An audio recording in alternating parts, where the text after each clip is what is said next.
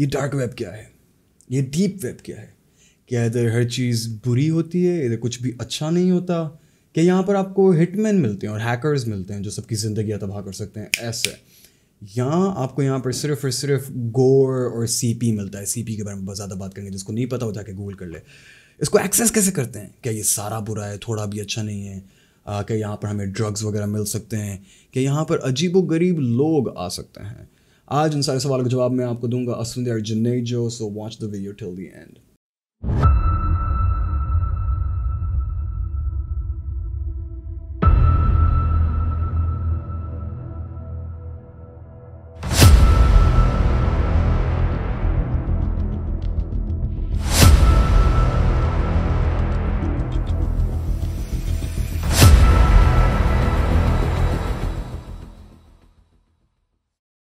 तो for starters I just want to clarify कि यार इंटरनेट के तीन हिस्से होते हैं। पहला हिस्सा क्लियर वेब। क्लियर वेब पे आपको yahoo.com, google.com, gmail वगैरह, फेसबुक, यूट्यूब, ये जितनी भी चीज़ें जो भी .com से एंड हो रहा है ना, वो क्लियर वेब का हिस्सा है, जो आप कहीं से भी कभी भी एक्सेस कर सकते हो अगर आपके पास इंटरनेट है। तो आप किसी भी एक्सप्लोरर में जाके या किसी भी ब्राउज़र में जाके, जैसे कि Firefox, Google Chrome, GX opera, उनमें जाकर आप कोई भी .com की वेबसाइट लिखेंगे, जैसे कि Facebook, YouTube, Gmail, Yahoo, AOL, I don't even know, all of that is a part of the clear web. अब पूरी इंटरनेट का क्लियर वेब जो होता है ना, सिर्फ और सिर्फ 4% है। इसके बाद 96% of the entire internet is going to be your deep web.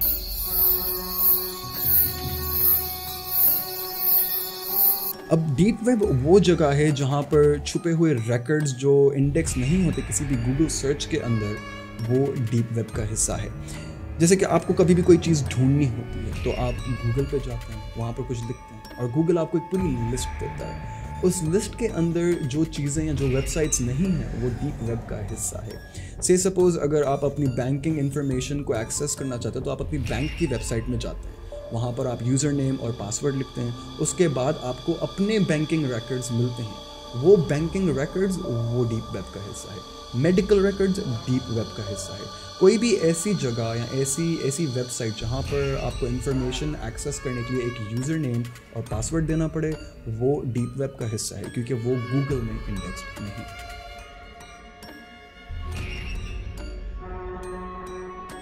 Last but not least, we're going to talk about what is the dark web.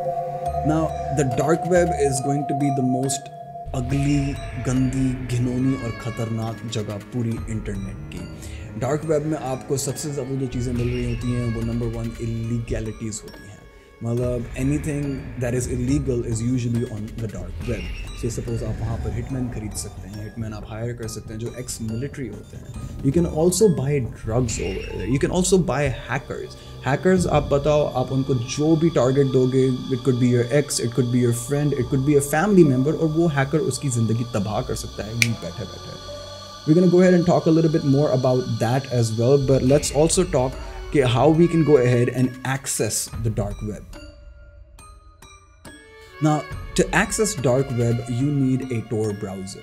Tor browser या onion routing browser वो होता है जो अलग अलग layers के ज़रिए आपको आपका वेब पेज पहुंचाता है। जैसे कि एक अनियन होता है, उसके भी लेयर्स होती हैं, वैसे ही Tor ब्राउज़र में VPN की लेयर्स होती हैं। इमेजिन दिस, आपका एक कंप्यूटर है, आपने वहाँ पर एक VPN इंस्टॉल किया, आपने एक वेबसाइट डाली और आपने कंप्यूटर को बोला कि ये वेबसाइट मेरे PC पर आए या मेरे मॉनिटर पर आए। वो VPN एक दूसरे कंट्री के साथ कनेक्ट होता है, वो फिर इंटरनेट के साथ कनेक्ट होता है, वहाँ से वो वेब पेज आता है उस कंट्री के अंदर, वो आपके कंट्री में वापस आता है, उसके बाद आपके मॉनिटर पे आता है। तो it's an entire journey. With Tor browser or any onion routing browser, there is going to be 4 to 5 VPNs between you and the web page. तो आपको पकड़ना बहुत मुश्किल हो जाता है, आपकी IP मास्क होती रहती है बार बार हर वेब पेज पर। That being said, it is not safe to go on a deep web, the dark web, even using the Tor browser. You have to set up a virtual machine, वरना बहुत कुछ हो सकता है, so don't go there. Finally मैं आप लोगों को ये भी बताना चाहूँगा कि इस सीरीज़ के अंदर मैं ये बताऊँगा कि ये डार्क वेब आपके और मेरे कंट्री से कितना ज़्यादा कनेक्टेड